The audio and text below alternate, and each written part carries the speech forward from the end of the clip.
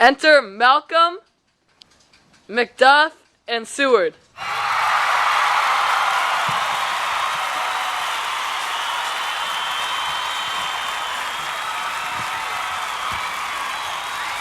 Now near enough. Your leafy screens throw down and show like those you are. You, worthy uncle, shall with my cousin, your right noble son, lead our first battle. Worthy Macduff and we shall take upon what else remains to do according to our order. Fare you well. Do we but find the tyrant's power tonight. Let us be beaten if we cannot fight. Make all our trumpets speak. Give them all breath. Those clamorous harbingers of blood and death. Scene 7. Entering Macbeth.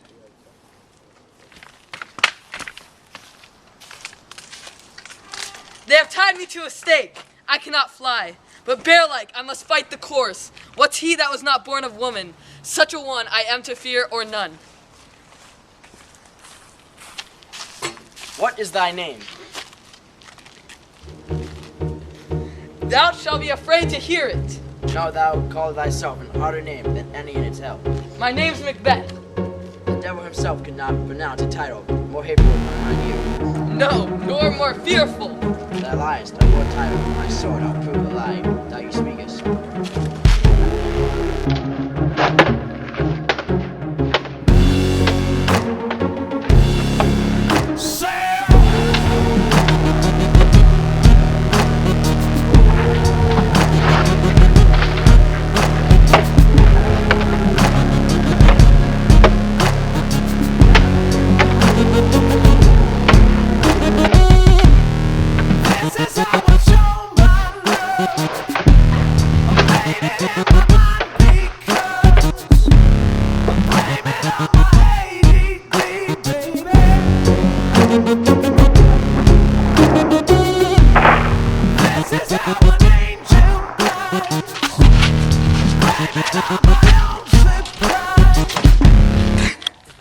Thou wast born of woman, but swords I smile at, weapons laugh to scorn, brandished by a man that's of a woman born.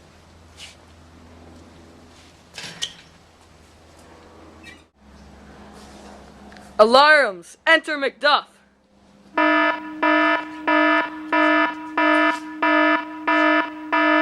The way the noise is. Tyrant, show thy face. If thou be slain, and with no stroke of mine, my wife and children's ghosts will haunt me still. I cannot strike at wretched kerns, whose arms are hired to bear their staves. Either thou, Macbeth, or else my sword. With an unbattered edge, I shall sheath again undeeded. There thou should be, by this great clatter, one of greatest note. Seems brooded. Let me find him, fortune, and more I beg not. He exits. Enter Malcolm and Seward. This way, my lord. The castle's gently rendered. The tyrant's people on both sides fight. The noble thanes do bravely in the war. The day almost itself professes years. A little is to do. We have met with foes that strike beside us. Enter, sir, the castle.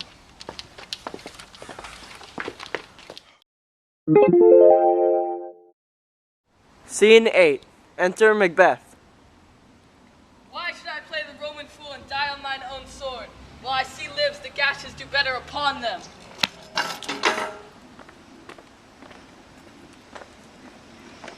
Enter Macduff.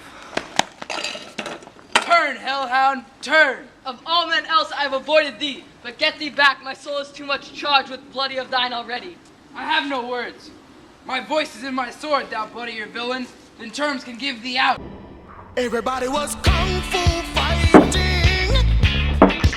Those kids were fast as lightning. In fact, it was a little bit frightening.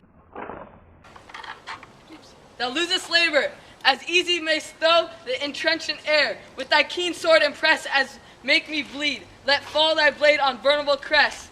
I bear a charmed life which must not yield to one of woman born. Despair, thou chime, and let the angel whom thou still hast served tell thee Macduff was from his mother's room untimely ripped. Accursed be that tongue that tells me so, for it hath cowed my better part of man, and be these juggling fiends no more believe that palter with us in a double sense, that keep the word of promise to our ear and break it to our hope. I'll not fight with thee.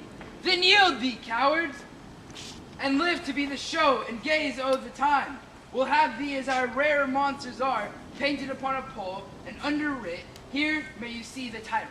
I will not yield to kiss the ground before young Malcolm's feet, and to be baited with the rabble's curse.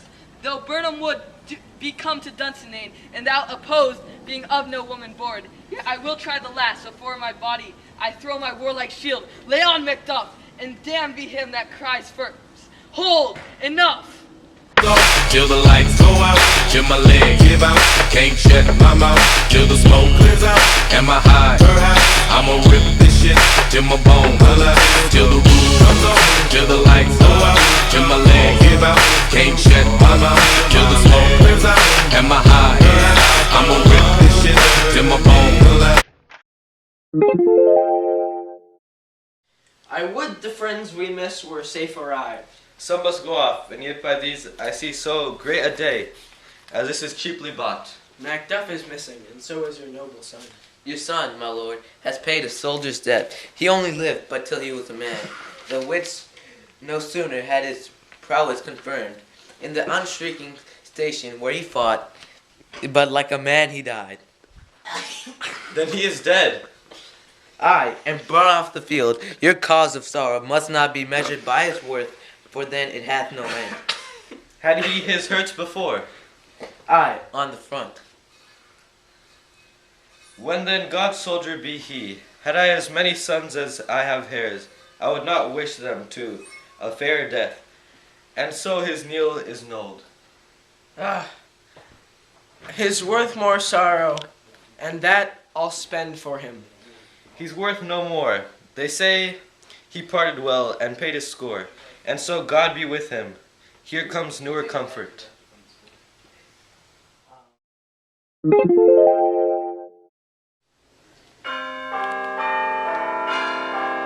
Hail, King, for so thou art. Behold, where stands the usurper's cursed head. The time is free. I see thee compassed with thy kingdom's pearl, that speak my salutation in their minds, whose voices desire aloud with mine. Hail, King of Scotland! Hail, King of Scotland! We shall not spend a large expense of time before we reckon with your several loves, and make us even with you, my thanes and kingsmen. Henceforth to be earls, the first ever that Scotland in such honor named. What's more to do, which would be planned newly with the time, is calling home our exiled friends abroad that fled the snares of watchful tyranny, producing forth the cruel ministers of this dead butcher of fiend-like queen, who, as 'tis thought, by self and violent hands took off her life, this, and what needful else, that calls upon us by grace of grace, we will perform in a measured time and place, so thanks to all at once and each one, whom we invite to see crowned at the scone! King of Scotland! The scone! Got everything, I got everything. I cannot complain, I don't even know how much I really made. I forgot it's a